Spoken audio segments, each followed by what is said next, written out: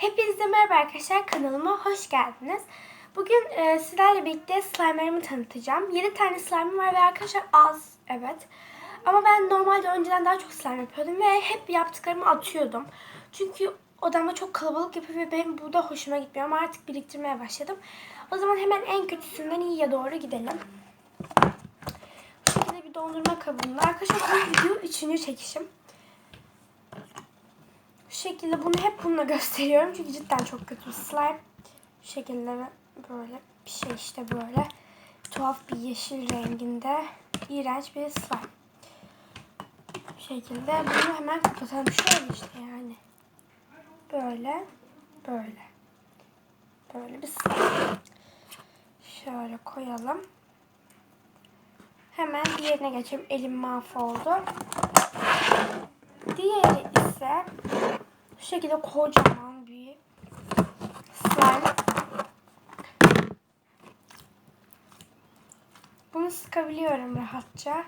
Ama yine de bir ufak tefek yapışmaları da var tabii ki de.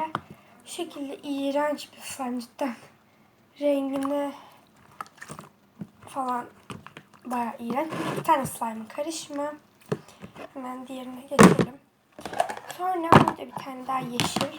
Yine 2 tane slime. Bir turkuazla karışım bu. Bu biraz daha iyi diğerlerine göre ama yine yırtılıyor. Öyle bir slime. Hızlı geçiyorum çünkü videonun uzun olmasını istemiyorum. Şekilde şunun içinde bu şekilde duruyor. Çünkü kapağını bulan kaybettim. Şu şekilde bir slime, iğrenç, bu da yine kopuyor. Bu 2 tane slime'ın karışımı. Bu kurumuş bir slime'la şu ana kadar en güzel slime'ın karışımı. En güzel slime burada. O pembe bir slime'dı. Böyle sarı ile karışımı böyle bir şey ama sıkması cidden çok güzel. Sıkması bir tek eğlenceli. Bu şekilde alıyorum. Üçlü bir kutum var. Bunu bir almıştım. Şu orta gözünde lastiklerim var. Bu 2 gözünde slime var. Hemen üst gözündekini göstereyim. Üst gözündeki yine sarı böyle bir slime. Bu kötü mü? Hayır. Güzel bir slime bence. Bir tek yırtılması var. Onu söyleyeyim önceden. Ama bazen güzel açılıyor, bazen yırtılıyor böyle. Bir tuhaf oluyor.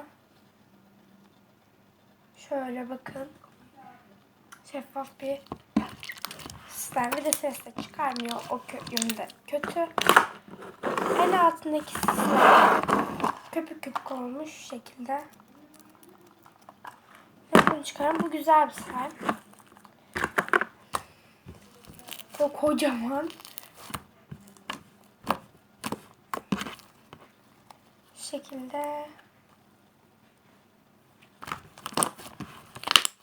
Bunda ses çıkıyor ama çok çıkmıyor. Her neyse geçelim. Şimdi arkadaşlar sonuncu ve en güzel slime'a gelelim. Şöyle bunu koyabilirsin. Bu pembe kocamandı. Şu kadar falan da ama hep bunlara falan katarak mahvoldu. Ve azaldı. Bayağı pofuduktu. Biraz yapışıyor, bir tek o sıkıntısı var. Yapışmasa cidden her gün oynarım ama yapışıyor. O yüzden pek buna elim gitmiyor. Genellikle şuradaki pembeye gidiyor elim. Çünkü o yapışmıyor.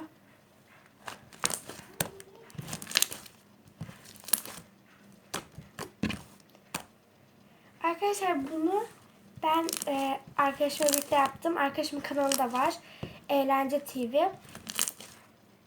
Arkadaşlar arkadaşımın kanalına da abone olmayı unutmayın bu arada.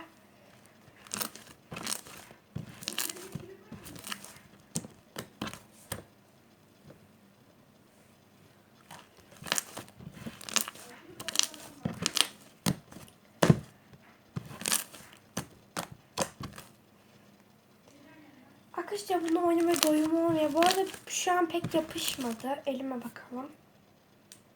Tek bir şurama yapıştı. Biraz sert ve çabuk davranırsanız elinize yapışmaz. Ama mesela böyle bekletiyorsunuz. Bakın yapışıyor elinize. Ama böyle yaptığımda Gördüğünüz gibi yavaş hareket edince yapışıyor. Çünkü elin sıcaklığında eriyor slime.